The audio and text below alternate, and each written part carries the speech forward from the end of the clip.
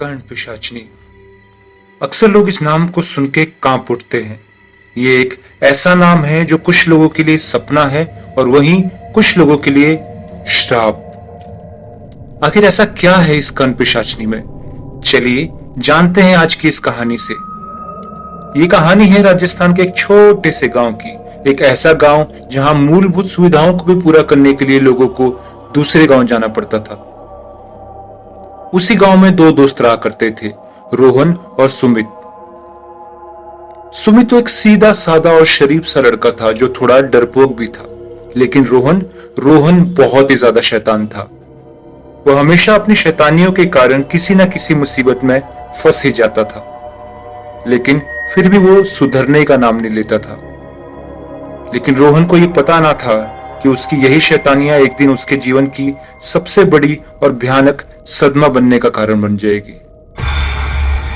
वैसे तो रोहन और सुमित उस गांव में बड़े अच्छे से अपनी जिंदगी बिता रहे थे, लेकिन कहते हैं ना, जब वक्त खराब होता है तो इंसान जानबूझ के गलत राह पे चल पड़ता है। और उस रात रोहन ने एक ऐसी ही गलती कर दी। ये बात एक ऐसी रात की जिस रात में अक्सर लोग अपने घरों से बाहर तक निकलना पसंद नहीं करते, और वो रात है अमावस की रात। एक ठीक ठाक सा दिन गुजरने के बाद एकाएक रोहन के मन में आया कि आज सिनेमा हॉल में नाइट शो देख कर आते हैं। सिनेमा हॉल जो लगभग 2 किलोमीटर दूर दूसरे गांव में था, और वो 2 किलोमीटर की दूरी भी पैदल चल के ही पूरी की जा सकती थी। लेकिन रोहन तो था ही जिद्दी। उसने मन बना ही लिया कि आज किसी भी हालत में मैं रात 12:30 का शो देख के रहूंगा। रोहन ने सुमित को कॉल करके कहा कि चल भाई, आज रात सिनेमा हॉल में 12:30 का शो देख कर आते हैं। हम लगभग 11:30 बजे घर से निकलेंगे और उसके बाद 12:30 से पहले आराम से सिनेमा हॉल पहुंच जाएंगे।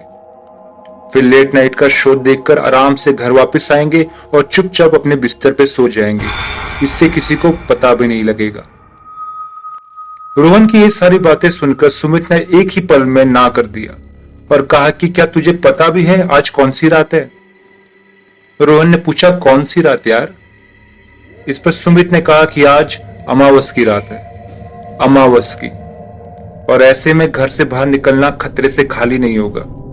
ये सुनते ही रोहन जोर जोर से हंसने लगा।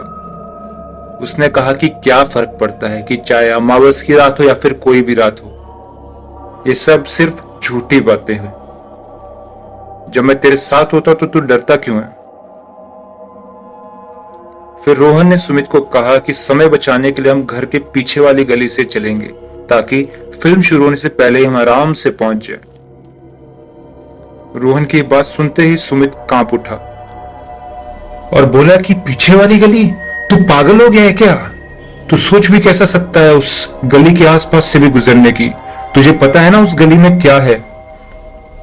इस पर रोहन बोला कि मुझे बहुत अच्छी तरह से पता है कि गांव वालों ने क्या अंधविश्वास फैलाया हुआ है उस गली के बारे में, कि वहां एक पीपल के पेड़ के नीचे एक कर्ण पिशाचनी रहती है। एक ऐसी कर्ण पिशाचनी जो वहां से गुजरने वाले किसी भी इंसान को जिंदा नहीं छोड़ती। वो उस इंसान को पकड़ के उसका खून पी जाती है और उसके बाद उस इंसान के पूरे परिवार को भी एक एक करके मार देती है। ये सब सिर्फ झूठी बातें हैं। सुमित बोला कि भाई देख, अगर ये बातें झूठी होती ना तो ऐसे ही पिछले 2 सालों में लगभग 20 लोग गायब नहीं हुए होते, और वो 20 लोग जो उसी गली से गुजरे थे उस रात। कहते हैं ना, जो भी उस गली से गुजरता है और उस पीपल के पेड़ के आसपास पहुंचता है, उसे कर्ण पिशाचनी अपने वश में कर लेती है और उसका पूरा खून चूसकर उसे पुतला बनाकर अपने पास रख लेती है। ये सब बातें बोलते हुए सुमित के माथे पे पसीना आ गया और वो फिर बोला, चाहे कुछ भी हो जाए मैं उस गली से नहीं जाऊंगा। सुमित की ऐसी डरी हुई हालत देखकर रोहन को गुस्सा तो बहुत आ रहा था, लेकिन उसका बहुत ज्यादा मन था उस फिल्म को देखने का। तो उसने किसी तरह सुमित को मनाने की कोशिश की। उसने कहा कि तू डरता क्यों है भाई, मैं तेरे साथ हूं, तू बिल्कुल मत डर, मैं तेरे साथ हूं, और जब मैं तेरे साथ हूं तो तुझे किसी भी चीज के डर की जरूरत नहीं है। ये सब अंधविश्वास फैलाने की कोशिश की गई है ताकि लोग उनके गायब होने का असली कारण पता ही ना कर पाए। अपनी ऐसी बातों के जरिए किसी तरह रोहन सुमित को मना लेता है और उसे कहता है कि चल मूवी तो देख के ही आएंगे। फिर लगभग 11:30 के आसपास रोहन अपने घर से निकलता है और उस गली की तरफ चलने लगता है जहां सुमित ने रोहन को मिलने को कहा था। जैसे ही रोहन उस गली के पास पहुंचता है वो देखता है कि सुमित पहले से ही वहां खड़ा था। रोहन को लगा कि शायद सुमित जल्दी घर से निकल गया होगा। उसके बाद रोहन और सुमित उस गली से दूसरे गांव की तरफ चल पड़ते हैं। वो चलते रहे और चलते चलते अब वो पीपल के पेड़ के पास पहुंच चुके थे। जैसे ही वो पीपल के पेड़ से लगभग 50 मीटर दूर पहुंचे वैसे ही अचानक सुमित रुक जाता है। रोहन जब ये देखता है तो उससे पूछता है कि हाँ भाई, क्या हो गया, क्यों रुक गया। इस पर सुमित कहता है कि रोहन, वो सामने पेड़ देख रहा है ना, मुझे बहुत जोर से उसके हिलने की आवाज आ रही है। सुमित ने कहा कि कौन सी आवाज भाई, मुझे तो नहीं आ रही, ना मुझे वो पेड़ हिलता हुआ दिख रहा है। वो पेड़ तो शांत खड़ा है, तू ऐसे ही बेवजह वहम पाल रहा है। चल जल्दी, वरना रात का शो मिस हो जाएगा। दोनों फिर से चलने लगते हैं। जैसे ही दोनों उस पीपल के पेड़ के पास पहुंचते हैं तो अचानक से रोहन को महसूस होता है जैसे उसके कान के आसपास एक ठंडी हवा का झोंका गुजरा हो। महसूस होते ही रोहन थोड़ा हैरान हो जाता है क्योंकि गर्मियों के दिन चल रहे थे और ऐसे में कोई भी चांस नहीं थी कि ठंडी हवा का कोई झोंका आ सके। अचानक से रोहन उस पीपल के पेड़ की तरफ देखता है तो उसे कुछ अजीब सा लगता है। उसे ऐसा फील होता है मानो कोई अपने नाखूनों से उस पेड़ को खुरेच रहा था। उस आवाज को सुनकर रोहन को बड़ा अजीब सा महसूस हो रहा था। तभी पीछे से सुमित ने रोहन को कहा कि देख भाई, मैंने तुझे पहले ही कहा था कि यहाँ कुछ ना कुछ खतरा जरूर रहेगा, पर तू माना नहीं। अब चल जल्दी यहाँ से निकल लेते हैं। सुमित की ये बातें सुनते ही रोहन को लगा कि उसने बहुत बड़ी गलती कर दी है, सुमित की बातें ना मान के। अब रोहन ने सोचा कि जो हो गया वो हो ही गया, जल्द से जल्द यहाँ से निकल जाता हूँ। इस सोच के साथ जैसे ही रोहन ने अपना एक कदम आगे बढ़ाया वैसे ही उसे पीछे से एक लड़की की आवाज आई, इतनी रात को यहाँ क्या कर रहे हो रोहन, तुम्हें यहाँ नहीं होना चाहिए, तुम्हें तो घर पर होना चाहिए, ये सही समय नहीं है। जैसे ही रोहन ने ये आवाज सुनी उसका पूरा शरीर कांप उठा क्योंकि ये आवाज उसकी बड़ी बहन की थी। वो बड़ी बहन जो लगभग 2 साल पहले किसी अनजान वजह से मर गई थी। इस आवाज को सुनने के बाद तो रोहन की सिट्टी पिट्टी गुल हो गई। अब तो पीछे सुमित की आवाज भी नहीं सुन पा रहा था। रोहन समझ गया था कि सुमित भी पूरी तरह डर गया था। इसी डर के साथ जैसे ही रोहन ने अपना कदम आगे बढ़ाया वैसे ही उसे लगा कि कोई करंट का बड़ा सा झटका उसके पूरे शरीर में घूम गया हो और उसको बेजान सा कर रहा हो। उसी समय सुमित की पीछे से आवाज आई, रोहन मुझे बहुत डर लग रहा है यार, चल यार जल्दी से यहाँ से निकल जाते हैं।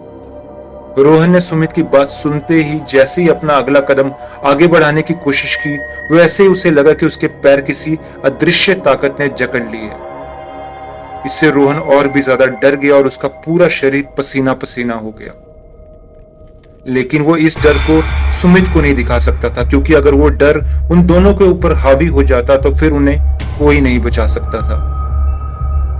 इससे पहले कि रोहन कुछ सोच पाता या फिर कुछ हरकत कर पाता, अचानक से उसके सामने उस पीपल की पेड़ की डाल जोर से गिर गई जिसको कोई खरोच रहा था। जैसे ही वो डाल गिरी रोहन के मुंह से जोर से चीख निकल जाती है और जैसे ही रोहन भागने को तैयार होता है वैसे ही उसकी शर्ट को कोई पीछे से पकड़ लेता है। डरा हुआ रोहन जैसे ही पीछे मुड़ के देखता है तो उसे पीछे एक औरत दिखाई देती है जो देखने में बहुत ही ज्यादा डरावनी थी और साथ ही साथ उसके हाथ में एक खून से सनी तलवार भी थी। वो औरत जोर जोर से गुर्रा रही थी और कह रही थी कि आज तुम लोग नहीं बच पाओगे। रोहन कुछ समझ पाता उससे पहले उस औरत ने अचानक से वो तलवार हवा में उठाई और उस तलवार के वार से जोर से मारा उस सुमित को, और सुमित को जैसे ही वो तलवार लगी वैसे ही सुमित के 2 टुकड़े हो गए। अपने सामने इतना भयावह दृश्य देखते ही रोहन झन्ना जाता है और उसी जगह बेहोश होकर गिर जाता है। कुछ समय बीतता है। जैसे ही रोहन की आंखें खुलती है तो वो देखता है कि चारों तरफ सन्नाटा ही सन्नाटा था। ना वहां सुमित था और ना ही वो औरत। बस वो पीपल का पेड़ था जिसे देख के रोहन की सांसें और भी ज्यादा धीमी हो रही थी। रोहन ने जब घड़ी की तरफ देखा तो उसे पता चला कि लगभग 2:30 बज चुके हैं। रोहन ने एकाएक उठने की कोशिश की और उठते ही उसने भागना शुरू कर दिया। वो अपनी जान बचाकर भागने लगा। जैसे ही वो उस जंगल के आखिरी छोर पे पहुंचा तो उसी समय उसका पैर कहीं फंस गया और वो नीचे गिर गया। रोहन ने जैसे ही उठने की कोशिश की तो उसे पास की झाड़ियों से कुछ आवाज सी आने लगी। किसी तरह हिम्मत करके रोहन उन झाड़ियों के पास गया और जैसे उसने हल्का सा झाड़ियों को हटाया तो उसके पैरों से जमीन खिसक गई। उसने देखा कि वही डरावनी सी औरत झाड़ियों के पीछे बैठी हुई है और कुछ खा रही है। उसका पूरा मुंह खून से लथपथ था। जैसे ही रोहन ने उस औरत की हाथों की तरफ देखा तो रोहन की मानो सांसें ही बंद हो गई। वो औरत सुमित के कटे हुए हाथ को नोच नोच कर खा रही थी। ये सब देखने के बाद रोहन अंदर से पूरा खत्म हो चुका था। उसे समझ आ गया था कि उसकी मौत का समय आ गया है और अब उसे कोई नहीं बचा सकता। और इसी बढ़ते खौफ की वजह से रोहन को फिर से बेहोशी सी आ गई और वो उसी जगह पर बेहोश होकर गिर गया। जब रोहन ने दोबारा अपनी आंखें खोली तो उसने देखा कि मैं एक हॉस्पिटल में लेटा हुआ हूं। जैसे ही रोहन को वो जगह समझ में आई तो वो जोर जोर से सुमित सुमित चिल्लाने लगा। उसकी एक चीख सुनकर बाहर से उसके पिताजी दौड़कर अंदर आए और कहने लगे कि बेटा क्या हुआ, तू ठीक तो है ना, पहले तू अच्छे से ठीक हो जा फिर सुमित को याद करना। लेकिन रोहन इतना डरा हुआ था कि वो पिताजी की बात को इग्नोर कर देता है और वो फिर से सुमित सुमित चिल्लाने लगता है। उसकी यह हालत देखकर उसके पिताजी ने कहा कि चल ठीक है, मैं सुमित को बुलाता हूं, वो बाहर ही खड़ा हुआ है। पिताजी की बात सुनते ही रोहन बिल्कुल सुन्न हो गया।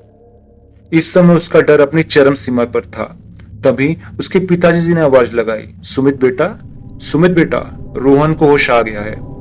रोहन की पिताजी की आवाज सुनते ही सुमित कमरे के अंदर आता है। सुमित को देखकर रोहन की सिट्टी पिट्टी गुल हो जाती है और वो सोचता है कि ये कहां से आ गया, ये तो मर चुका था, इसके तो उस औरत ने 2 टुकड़े कर दिए थे। और वो बातें वो दोहराने लगता है। रोहन की बातें सुनकर सुमित और रोहन के पिताजी दोनों हैरान हो गए थे। सुमित ने रोहन की बात सुन के कहा कि मैं कब आया कल रात? हाँ, मैं तेरी कॉल के बाद रात को निकलने तो लगा था, लेकिन उसी समय माँ ने मुझे देख लिया था और मुझे थप्पड़ मारकर कमरे में बंद कर दिया था। तो हैरान हो गए ना आप भी कि सुमित की ये बातें कैसी अटपटी सी है। असल में सुमित पिछली रात रोहन को मिला था और उस पीपल के पेड़ के पास भी गया था, पर वो सुमित नहीं था, वो उस पिशाचनी का भेजा हुआ एक छलावा था। एक छलावा जो रोहन के लिए उसकी मौत बनकर आया हुआ था। लेकिन इसे चाहे रोहन की किस्मत समझो या फिर उसके घर वालों के अच्छे कर्म, रोहन पिछली रात से जिंदा बच के वापस आ गया था। लेकिन वो दिन है और आज का दिन, रोहन कभी भी उस रास्ते से गुजरा तक नहीं। और उस दिन के बाद रोहन को समझ आ गया था कि अगर भगवान है तो शैतान भी है और हम शैतान की शक्तियों को भी झुठला नहीं सकते। तभी तो ये पूरी दुनिया बैलेंस है।